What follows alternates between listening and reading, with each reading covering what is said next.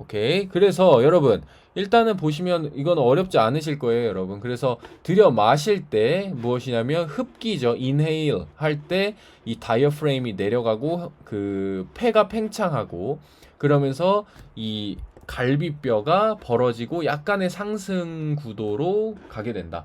그리고 후 내쉴 때는 어떻게 되죠? 당연히 이 횡격막이 다시 올라가게 되고 그러면서 이 폐가 다시 쪼그라드는 뭐 슈링크라고도 하지만 뭐 이렇게 쪼그라드는 그쵸 형태로 나오게 된다. 그래서 이게 기본적인 겁니다. 그래서 메이저 펑션 같은 경우에는 이 브리딩을 만들어낸다. 그럼 여러분들이 잘 생각해야 될 게 이건 제가 굉장히 많이 강조하는 건데요. 이 횡격막 자체가 자체적인 수축을 할 수 있느냐? 자체 수축. 여러분들은 어떻게 생각하세요? 제 강의를 들어주셨으면 아마 아실 수도 있는 부분인데 자체 수축이라는 게 있는 걸까요, 여러분? 횡격막에? 자체 수축. 그렇죠?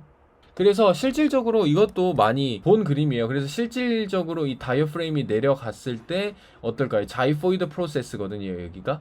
그 검상 돌기가 앞으로 가게 되고 그러면서 얘네들이 좀 더 아랫 방향으로 그다음에 이 흉곽은 멀어지고 벌어지는 형태로 되어 있죠. 이게 가장 기본적인 아이디얼 브리딩이고요. 두 번째, 횡격막을 제대로 호흡하지 못하는 경우는 뭘까요? 이 횡격막 자체가 내려가지 않고 그대로 구성되어 있고 오히려 이 위에 있는 그렇죠? 립 케이지를 쓰고 오히려 윗단에 있는 근육들을 많이 쓰게 되면서 호흡하게 되는 거죠. 이거는 사실 어렵지 않죠. 근데 제가 아까 말씀드린 것처럼 이거 제가 횡격막이 자체적으로 수축할 수 있느냐라고 제가 여쭤봤잖아요. 그 결론에 대한 그 질문에 대한 그 답은 무엇이냐면 절대 혼자 수축할 수 없습니다.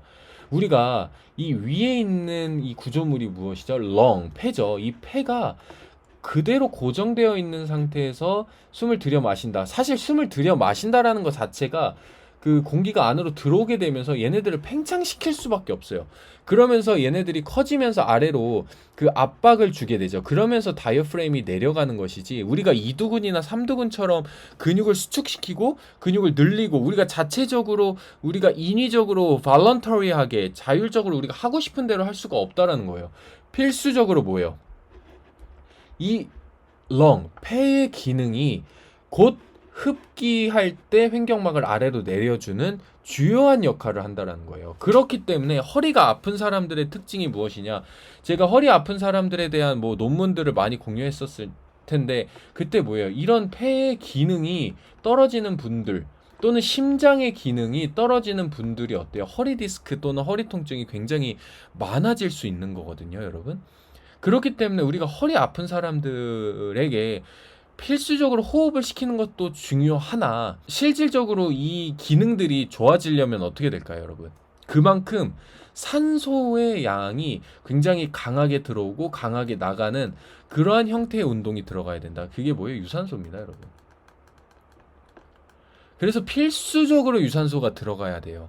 오히려 호흡을 크게 잘 할 때에 허리 통증이 잘 완화되지 않았는데 오히려 유산소 운동 여기서 유산소 운동은 뭐 꼭 뛰고 줄넘기 하고의 개념이 아니라 뭐 푸시업도 유산소가 될 수도 있고요. 아니면 뭐 뭐가 있을까요? 뭐 팔을 왔다 갔다 드러내는 아니면 로잉 아니면 뭐 스쿼트 아니면 누운 상태에서 다리 왔다 갔다 뭐 이런 형태의 운동도 유산소가 될 수 있는데 유산소의 개념은 뭘까요? 심박수를 높여주는 겁니다. 어느 정도 구간으로 한 70에서 한 75%까지 올려줘도 괜찮아요. 만약에 내가 최대 심박수가 200이다.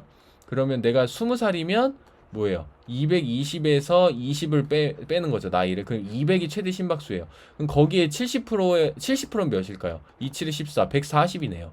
그러면 140에서 150 사이로 계속 유산소 운동을 태우잖아요. 한 20분, 30분. 그럼 얘네들의 기능이 굉장히 좋아져요. 허리가 안 아픈 범위 내에서. 그럼 여러분들이 어떻게 될까요? 그런 형태의 운동을 제공하는 것이 추후에는 굉장히 효과적일 수 있다. 그래서 오히려 그런 형태의 운동을 했을 때 이 다이어프레임이 좋아질 수 있다라는 개념입니다. 그래서 꼭 여러분 사실 필수예요. 심박수 트레이닝은 굉장히 필수입니다. 그래서 그 필라테스 센터에서도 심박수 채워놓고 하는 경우도 있죠. 그래서 필라테스 할 때도 사실 유산소 운동을 하는 경우가 있잖아요. 보수로. 그럴 때 심박수 체크하면서 해주시는 게 중요합니다, 여러분. 오케이? 그래서 간단하게 이 실질적으로 브리딩 패턴에 대해서 배웠고, 실질적으로 우리가 이렇게 아이디얼 브리딩 패턴을 할 때 숨을 들여 마실 때는 이 폐가 팽창되면서 횡격막이 내려오게 되고, 그러면서 그 공간이 내려오게 되면서 이 IAP라고 해서 이 복강의 압박이 발생되고, 그러면서 복부가 팽창되는 것이 아이디얼하다, 이상적이다. 하지만 오히려 너무 얘네들이 고정되어 있고 이 위로만 수축하고 움직임을 만들어내는 경우, 사실 이 아래쪽에 있는 그 부하가 발생하지 않죠. 그래서 압력, 컴프레션, 압력이 발생하지 않기 때문에 오히려 척추를 안정화시키는 능력이 떨어진다. 그래서 이거는 pathological breathing 패턴이 될 수 있다라는 겁니다, 여러분. 그렇죠? 이것도 사실은 어렵지 않으니까 좀 간단하게 넘어가고, 그 후에 이제 조금 더 기능적인 이야기를 제가 디테일하게 해야 되거든요. 그래서 넘어가도록 하겠습니다. 그래서 실질적으로 major function이라고 해서 postural stabilization, control이라고 해서 이 횡격막이 사실 어떤 역할을 하냐면 사지를 쓸 때 굉장히 중요한 역할을 해요. 사지를 쓸 때, 상지와 하지의 근육이 쓰일 때 순간적으로 이 안에 있던 캐비티라고 하는 이 공간을 중심에다가 안정화시켜주는 역할을 한다라는 거죠. 그래서 실질적으로 얘네들이 내려가면서 압력을 유지시키고, 그러면서 더 중요한 건 뭘까요? 갈비뼈 사이에도 근육이 있는 거 아시죠? 그렇죠? 이게 한국말로 여러분 한번 말씀해 주세요. 혹시 아시는 분 뭐죠? 그 근육이 있어요. 익스터널도 있고 인터널도 있는데, 늑간에 있는 근육들이 있는데 이 근육들이 굉장히 팽창됩니다. 횡격막이 내려오면서. 왜? 얘네들이 부풀어 오르기 때문에, 이 늑간이 부풀어 오르기 때문에 그 사이사이가 멀어지게 되죠.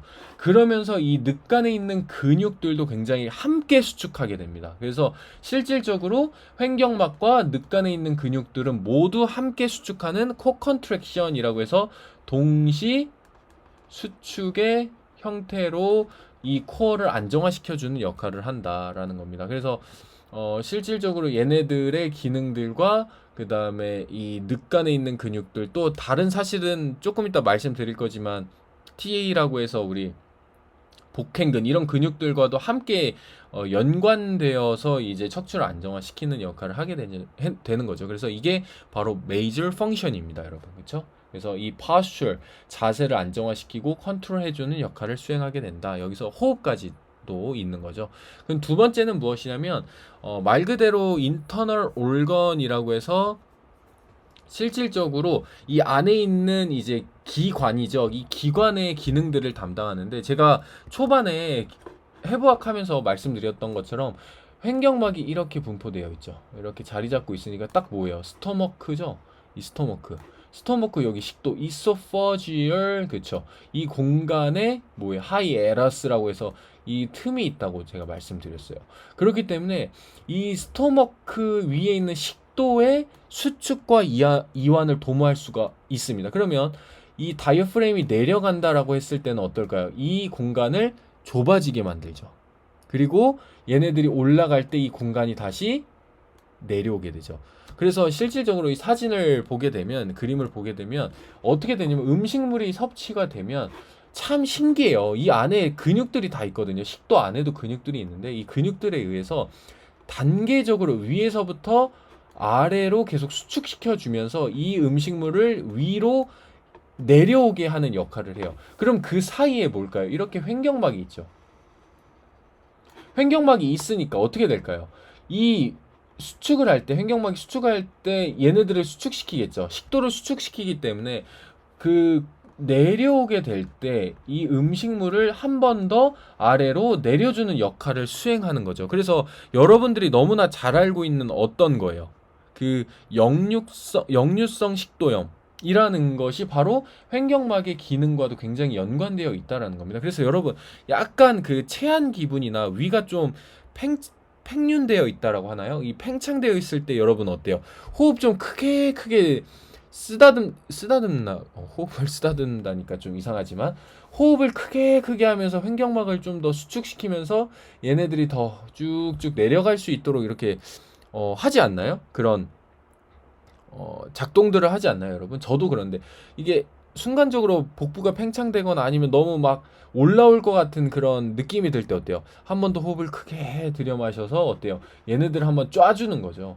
그래서 횡격막이 실질적으로 그런 기능을 수행하게 된다라는 겁니다. 그래서 역류성 식도염 또는 그 위에 그 특히 식도에 문제가 있는 분들, 그래서 이 음식이 자꾸 올라오는 뭐 구토 현상이라든지 그런 경우에도 어때요? 이 횡격막 호흡을 해줬을 때도 훨씬 더 중요한 그런 기능들을 담당하게 된다라는 겁니다. 그래서 visceral movement, 그쵸? visceral이 뭐예요? 내장이죠. 그래서 내장과 관련된 무브먼트를 수행하게 된다. 이것도 사실은 뭐 그 secondary function이죠. 그래서 관련된 내용들은 좀 쉽게 빠르게 넘어가고 조금 더 이 호흡이라든지 우리의 움직임과 관련된 이야기들을 하도록 하겠습니다. 여러분, 이 출산과 관련돼서도 간단하게 말씀드릴 건데요.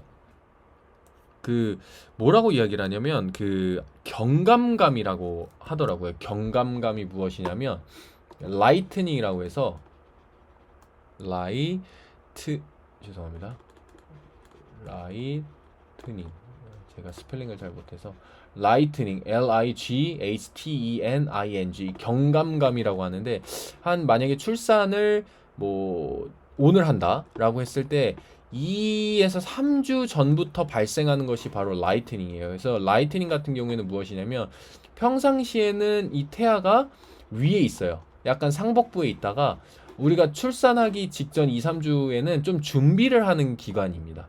그래서 이 안에 그 골반의 강이라고 해서 공간이 있는데 공간이 이제 공간으로 이 태아가 내려가게 되고 자궁이 그 방향으로 내려오게 되면서 어때요? 여기 있던 자궁이 어때요? 이렇게 가게 되면서 얘네들이 태아가 아래로 내려오는 시기입니다. 그러면 라이트닝 되기 전에 사실 여러분 혹시 출산을 하신 분들도 있겠지만 뭐예요, 여러분? 여기서 얘네들이 계속 올라갑니다. 크면서. 그런데 여러분, 얘네들이 횡격막이 이렇게 있잖아요. 근데 횡격막이 약하고 횡격막이 제대로 수축하는 역할 또는 제대로 잡아주지 못하는 역할이 되면 어떻게 돼? 얘네 자꾸 올라가죠. 얘네 올라간다라는 뜻은 뭐예요? 얘네들 뭐예요? 계속 위로 상복부로 올라오게 되죠. 그럼 어떻게 될까요? 이 위가 굉장히 압박을 많이 받게 되고 복부 팽만, 복부 팽창, 팽윤 이런 문제들이 계속 발생하는 겁니다. 그래서 우리가 임신을 했을 때도 그런 호흡 운동, 그다음에 또는 이 횡격막 운동 또는 유산소 운동 이런 형태의 운동들이 왜 중요하냐? 바로 얘네들을 자꾸 위로 올려주게 된다. 어떨 때 횡격막의 기능이 떨어져 있을 때. 그래서 얘네들이 딱 안정화되어 있고 이 태아를 안정화시키는 역할을 해야 얘네들이 조금 더 그 공간에서 잘 역할을 수행하게 되고 기능을 하게 되니까 어때요? 그런 복부 팽창 이런 기능들의 문제, 복부 팽만 이런 문제들이 사라질 수 있다는 겁니다. 그래서 어 출산하기 전에도 항상 그런 형태의 운동들이 필요한 이유이기도 하죠.